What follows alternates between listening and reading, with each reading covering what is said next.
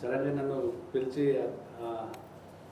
Stage మీద కూర్చోబెట్టడం నాకు చాలా కొంచెం సర్ప్రైజింగ్గా ఉంది. బట్ ఎనీవే అంత పెద్దలందరూ స్టేజ్ మీద ఉన్నారు. మన సిద్ధారెడ్డి సార్ అందరూ చెప్పుకుంటున్నారు. మన సాహిత్యంలో ఒక ప్రత్యేక స్థానం తెలంగాణలో ఎప్పటికీ ఉంటుంది సార్. సో అట్లే స్టేజ్ మీద దేవిశ్రీ ప్రసాద్ గారు, మిత్రుడు దేశపతి శ్రీనివాసు, తర్వాత పైస దేవదాస్ గారు, విరాట్ గారు,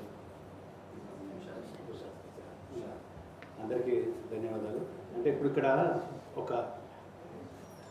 ఇదంతా ఒక కుటుంబ వాతావరణం లాగా అనిపిస్తుంది. దీనికి మరింత తోడైంది మన తెలంగాణ ఉద్యమం. ఇక్కడ ఇప్పుడు మన విరాహత్ గారు కానీ, దేవిశ్రీ ప్రసాద్ గారు, వీళ్ళతో ఎన్నోసార్లు మేము అమెరికాలో ఉండి ఎన్ఆర్ఐలు ఉన్నా కూడా ఎన్నోసార్లు మాట్లాడుకున్నాం, ఎన్నోసార్లు కాన్ఫరెన్స్ కాదు. వాళ్ళు ఎవరో తెలియదు, నేనెవరో తెలియదు, వీళ్ళెవరో తెలియదు. కానీ ఒక అనుబంధం ఎట్లా ఏర్పడిపోయిందంటే మనం ఒక కుటుంబం. మీరు చూస్తే అందరూ మనం ఒక దగ్గర ఉన్నాం, ఇట్లా మాట్లాడుకుంటున్నాం. కానీ ఎన్నో నిద్రలేని రాత్రులు, వీళ్ళకు పగలుంటే మాకు రాత్రి, ఇట్లాంటిది ఒక అనుబంధం అనేది ఈ విధంగా మనందరి మధ్యలో ఏర్పడింది. ఆ తర్వాత సాహిత్య వాతావరణం.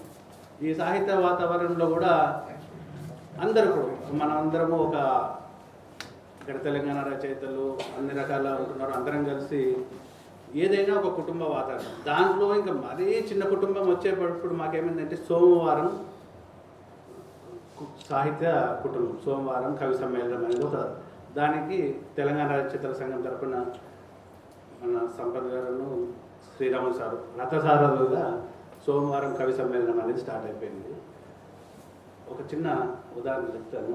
సోమవారం వ్రత మహత్యం అనే ఒక సినిమా 1963లో వచ్చింది. ఎంతమంది చూస్తారో తెలియదు. మన దాంట్లో కత్తి కాంతారావు గారును దేవిక అని హీరో. అంటే ఆ వ్రత మహత్యంలో ఏమొచ్చిందో ఏమో తెలియదు, కానీ ఆ వ్రతం చేస్తే ఎంత పుణ్యం వచ్చిందో, ఎన్ని ఫలాలు వచ్చినాయో తెలియదు. కానీ 3 ఏళ్ళ క్రితం తయారైన ఈ సోమవారం సాహిత్య కుటుంబం మాది. సోమవారం సాహిత్యము ఒక 3 సంవత్సరాల క్రితానికి వెళ్తే కొద్దిమంది ఈ హాల్లో, అంటే ఈ సాహిత్య వాతావరణంలో ఒక ఆడియన్స్ లాగా కూడా కూర్చోలేని వారు ఈ 3 ఇయర్స్లో ఇదే స్టేజ్ పైన ఎన్నో పుస్తకాలు పబ్లిష్ చేశారు. చాలా పుస్తకాలు, కవిత్వం. ఇంకా ఒక గొప్పదని చెప్పాలంటే దేవదాస్ గారి నేటిజం పత్రికలో ప్రతి గురువారం నాడు మనకు ఒక ప్లేస్ ఇచ్చారు సార్. అంటే ఒక చిన్న గ్రూప్కి అంత పెద్ద పత్రికలో 1000 మంది 100 మంది చాలా కవిత్వం వస్తుంది. అందులో ఒక ప్రత్యేక గుర్తింపు రావడం. సోమవారం సాహిత్యం కుటుంబం సోమవారం కవి సమ్మేళనంలో సభ్యులు రాసిన కవిత్వానికి, అంటే అదే కాకుండా మిగతా చాలా పత్రికల్లో కూడా వస్తున్నాయి.